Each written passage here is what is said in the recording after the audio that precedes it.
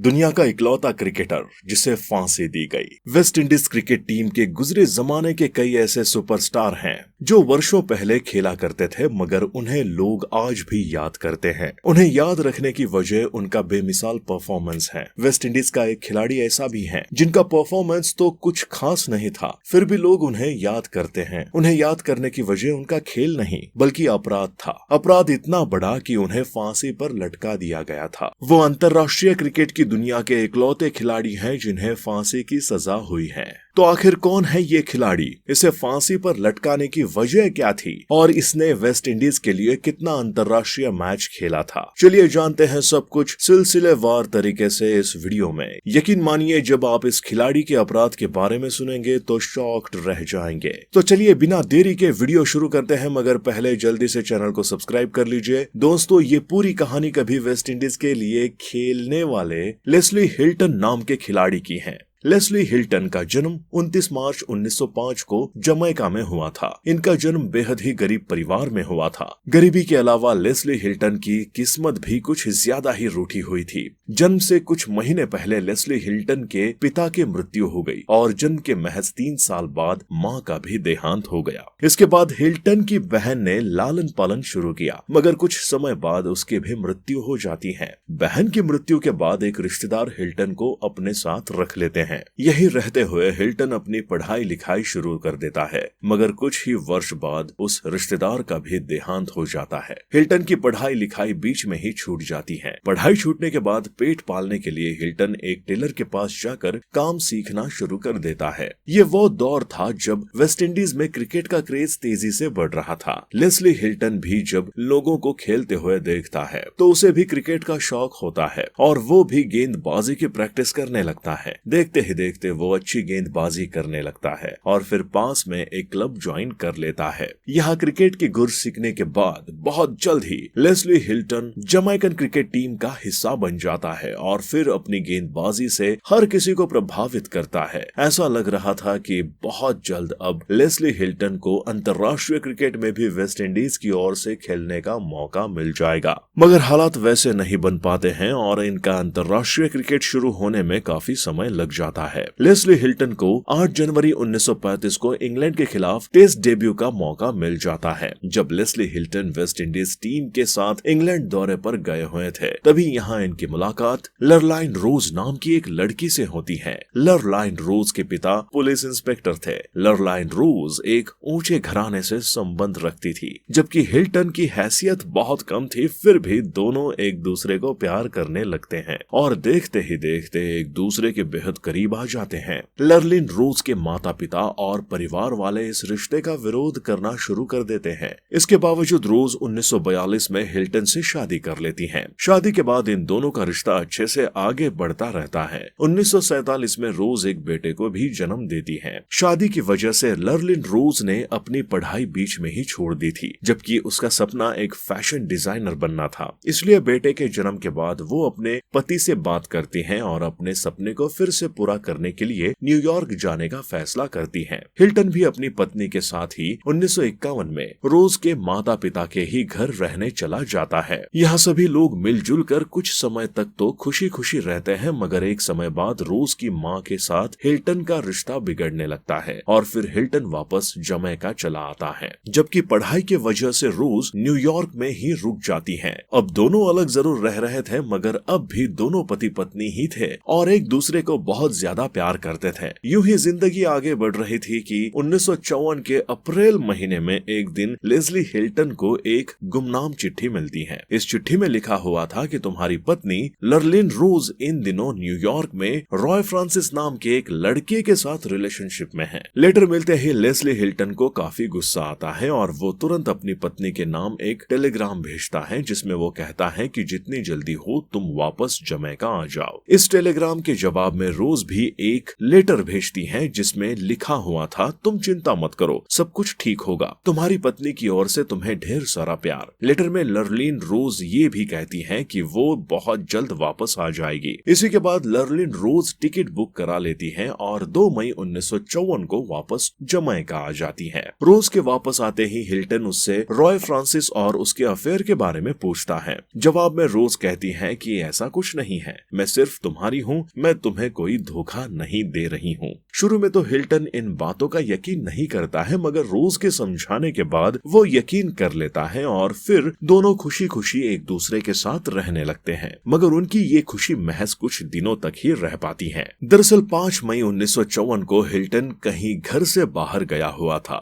जब वो वापस घर पर आता है तो देखता है कि उसका माली पास के ही एक पोस्ट ऑफिस से वापस आ रहा है। उसे देखते ही हिल्टन पोस्ट ऑफिस में जाने की वजह पूछता है तो जवाब में माली कहता है कि मैडम ने मुझे कुछ लेटर न्यूयॉर्क भेजने के लिए दिए थे। ये सुनते ही हिल्टन उसी पोस्ट ऑफिस में जाता है और वहाँ के अधिकारियों से रिक्वेस्ट करता है कि अभी अभी जो लेटर न्यूयॉर्क भेजने के लिए यहाँ जमा किए गए थे वो लेटर उसे वापस किया जाए, मगर अधिकारी ऐसा करने से मना कर देते हैं। घर वापस आकर हिल्टन अपनी पत्नी से पूछता है कि क्या तुमने रॉय फ्रांसिस यानी अपने न्यूयॉर्क वाले बॉयफ्रेंड को कोई लेटर लिखा है? उस लेटर में तुमने क्या लिखा है मुझे बताओ। जवाब में रोज कहती है कि ऐसा कुछ नहीं है, वहाँ मैंने अपने करीबी दोस्त को एक लेटर लिखा है। हालांकि हिल्टन पत्नी की इन बातों का यकीन नहीं करता और कहता है कि मुझे पता है कि तुम झूठ बोल रही हो और तुम्हारा ये झूठ मैं बहुत जल्द साबित कर दूंगा, क्योंकि पोस्ट ऑफिस में मेरी बात हो गई है। वो कल मुझे तुम्हारे द्वारा लिखे गए सभी लेटर दिखाने वाले हैं। हिल्टन के इतना कहते ही रोज अब जोर से चिल्लाते हुए कहती हैं कि हाँ, मैं अब तुमसे प्यार नहीं करती, मैं रॉय फ्रांसिस से प्यार करती हूँ। मुझे वो इंसान मिल गया है जिससे मैं सच में प्यार करती हूँ। तब तुम मेरे रास्ते में नहीं आ सके, मैं उसके साथ सोई भी हूँ और मेरा शरीर सिर्फ उसी के लिए है। लर्लिन रोज आगे कहती है कि काश मैंने तब अपने माता पिता की बात मान ली होती,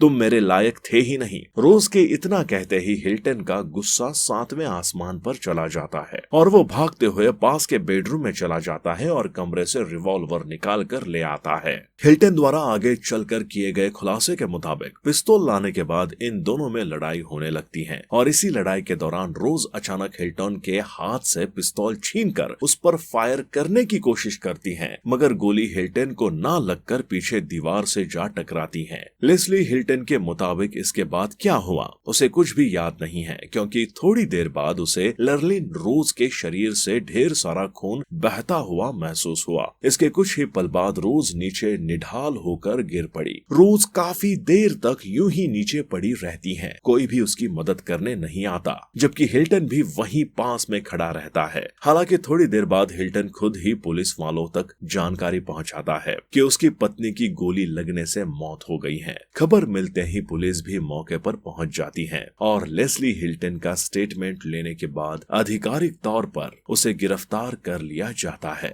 गिरफ्तारी के बाद पुलिस जांच पड़ताल करते हुए सबूत इकट्ठा करती है और फाइनली अक्टूबर 1954 में इस मामले की सुनवाई अदालत में शुरू होती है। क्योंकि ये एक बेहद ही हाई प्रोफाइल मामला था, इसलिए केस की सुनवाई के दौरान अदालतों में भीड़ लगनी शुरू हो जाती है। हालात तो ये हो जाते थे कि भीड़ को काबू करने के लिए पुलिस तैनात करना पड़ता था। अखबारों में भी इस खबर को बड़े स्तर पर कवरेज मिलनी शुरू हो गई थी। इस कारण लोगों की नजरें भी इस केस से जुड़ी छोटी से छोटी अपडेट पर होती थी। अखबारों के जरिए ये बात भी फैल गई थी कि लर्लिन रोज न्यूयॉर्क में रहते हुए किसी और से प्यार करने लगी थी और वो हिल्टन को धोखा दे रही थी, इसलिए हिल्टन ने उसे गोली मार दी। इस तरह की खबरों की वजह से लोगों की सिंपैथी भी अब हिल्टन को मिलनी शुरू हो गई थी। कोर्ट की सुनवाई में लेस्ली हिल्टन अपने बचाव में दलील देता है कि जब लर्लिन रोज रॉय फ्रांसिस के साथ अपने रिलेशनशिप के बारे में एक्सेप्ट कर लेती हैं तो उसे काफी गुस्सा आता है और इसके बाद दोनों में लड़ाइयां शुरू होती हैं।